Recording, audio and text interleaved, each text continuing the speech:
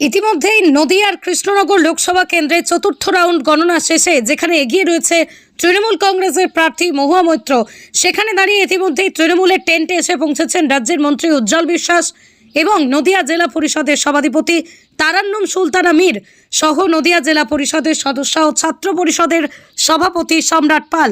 ইতিমধ্যেই বোম ফাটিয়ে সেলিব্রেশন শুরু করে দিয়েছে তৃণমূল কংগ্রেসের কর্মীরা।